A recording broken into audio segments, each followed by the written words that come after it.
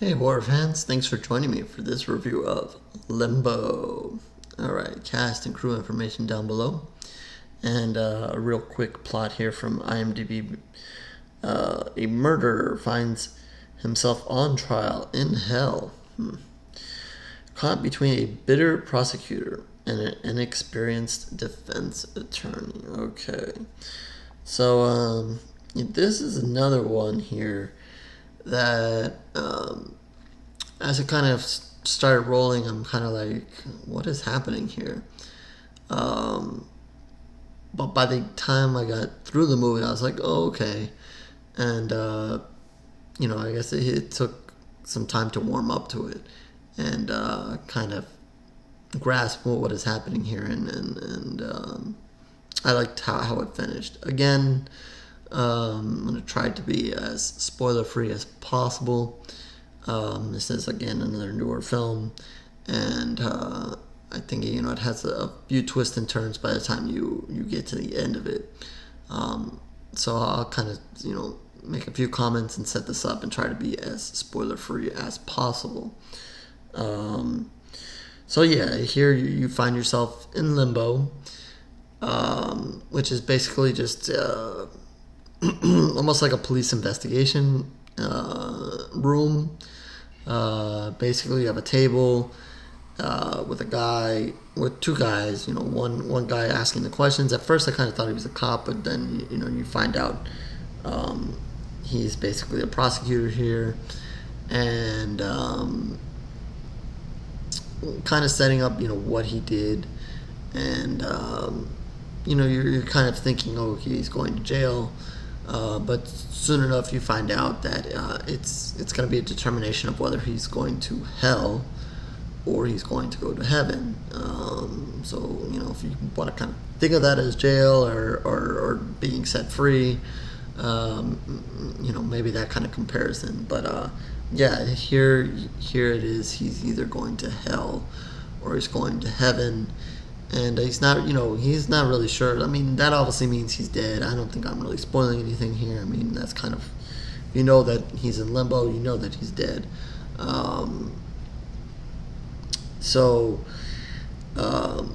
It kind of takes him maybe a few minutes to figure out, that he's dead as well. They do a very good job, I guess, early on, playing it off as nobody knows. You think that he's just been arrested or whatever, but then you'll figure it out. And again, I don't think that that's really spoiling anything. I mean, maybe spoil the opening for you, maybe take some fun out of it, but that's not really going to spoil what ultimately happens here. So the Jimmy is the guy who's basically life's or his afterlife is what's being depended on here, and he is played by Lou Temple. I've really liked what he's done. He's done a lot of good things. Been in some Rob Zombie movies, and if you remember, he's in The Walking Dead. So I like what he did here, and he really plays a good job with his character, and you kind of find out what he did and the situation that he gets put in and how he died. And you find out also why his life, or his afterlife, I should say, is in limbo. And you have here a prosecutor who is Balthazar, and you have a I guess angel, or someone who's kind of like an angel, Castiel, which is an interesting name because, I guess there's some religious and devil and heaven references all throughout this, because of course, that's where we are. We're deciding whether he's going to heaven or hell. That was interesting to use Castiel only because I'm a fan of Supernatural, and obviously if you've watched the show, Castiel is one of the angels that helps the brothers out. So, but here it's played by a woman, and this is her first case, and she's very inexperienced, but They have faith in her that she's going to be able to, help him out and get him to heaven. So both sides present the story, and as that happens, you're also seeing his story unfold, and you see the series of events that led to his death and why he's there, and then series of events that put him in limbo. Was he a good guy or was he a bad guy? Did he do things for the right reason or the wrong reason? What I liked about this is that you see, again, I'm going to be very careful here not to spoil it.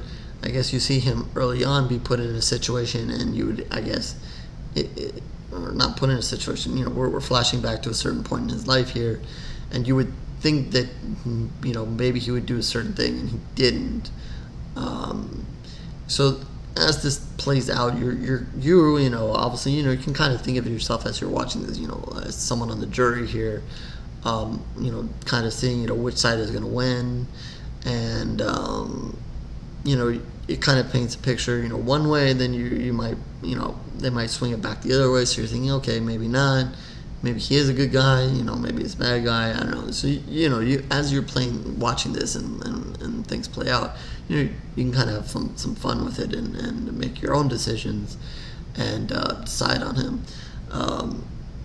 I just think it's more fun for him to go to hell, but, we'll see. That's just the horror person in me. But they kind of swing it back and forth. So there's certain times you think that maybe he's going to react a certain way, and then he doesn't, and then you think that because he didn't do that, he's going to do that, but then he changes on you. So both sides presenting their case, and then as this goes on, you have a guy who's, I guess, higher up in charge, a higher demon, I guess, if you want to call him. And he comes in and he's giving the prosecutor a hassle. He's like, this should be a slam dunk case.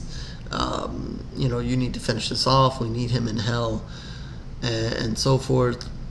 And putting pressure on him to kind of close this out. You have I guess what would be termed maybe a court recorder who's basically making notes of everything that's going on here. Played by Richard Riley. I guess that's probably saying that wrong, but when you see him, you'll know who he is if I'm pronouncing his name wrong. But there's some odd moments where things kind of slow down and stop, and he decides to tell some really corny, heaven and hell kind of jokes. It's just so oddly placed, but still, I guess just kind of roll with it.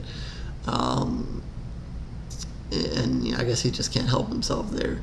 So again, they play it very typical to almost a courtroom setting inside this room here. And then there's some other goings on. He carries you to one or two other places, and again, I'm gonna kind of cut short on that because I don't want to spoil anything. But I guess the more this drags on and it kind of goes back and forth, the devil side is kind of getting more pissed off, and the stakes are raised, and the defense to go to heaven is she's trying her best. So, it's not only Jimmy's life that's at stake here. Both the prosecutor and the defense attorney here, representing heaven and hell, have things at stake for themselves as well. So as it goes on, you're going to see them kind of, get involved with what's going on here too, because things are going to affect them. However this case ends up, happening. So I'm going to kind of leave it there. I'm not going to say too much more because I don't want to spoil how this ends. I will say it's just a little bit of a twist that's what's happening here. I liked it. Like I said, I guess the best way to say it is I was in limbo about, liking this movie as this movie went on. I wasn't sure which way I was going to go. Like I said, early on, I was kind of like, and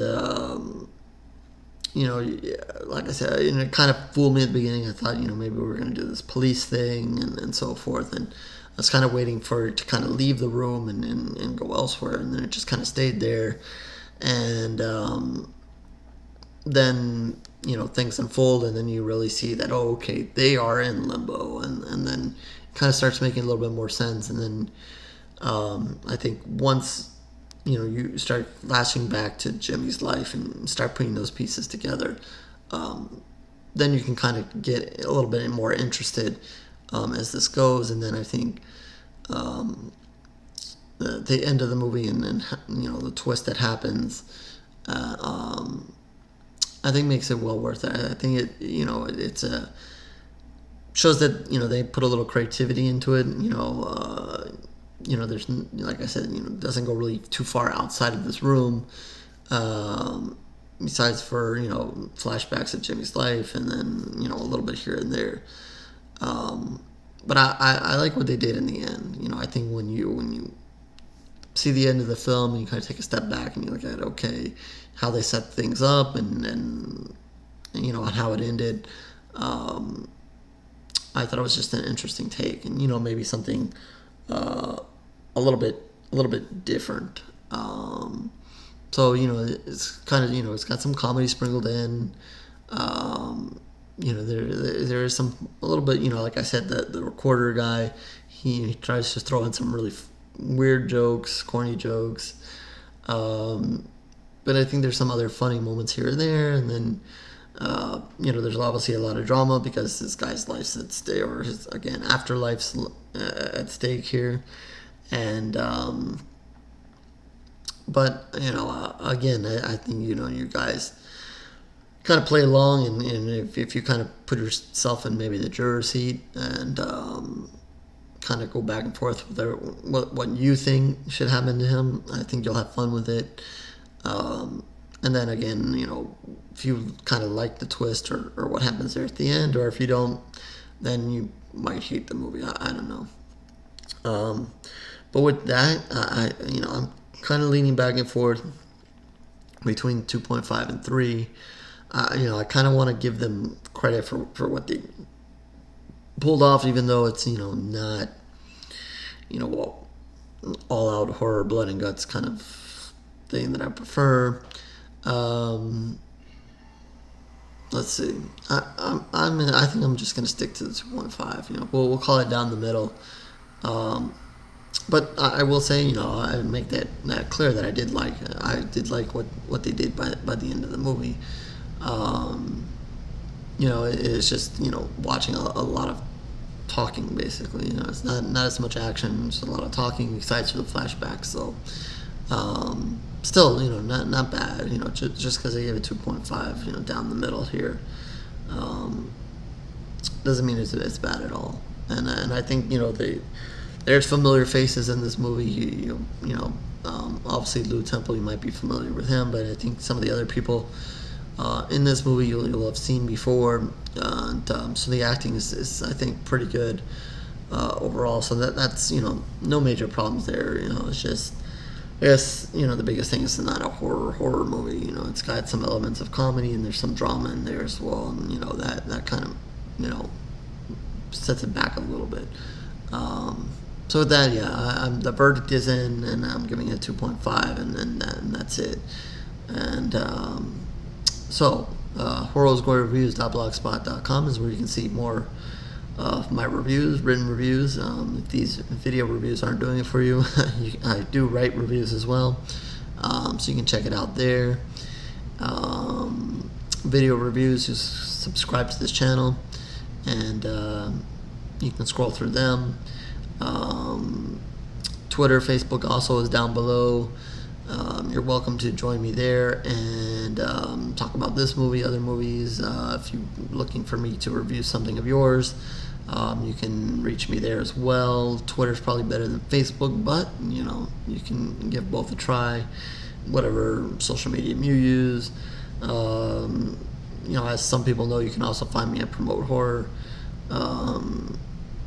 If you're looking for a review or even promotion of your stuff. let's see. And there's also the comment section down below if you want to comment on this one, or again, if you're trying to just reach me, you can comment there as well. And I guess we're no longer in limbo about this movie, so we will move on to the next one. So I'll catch you later, horror fans.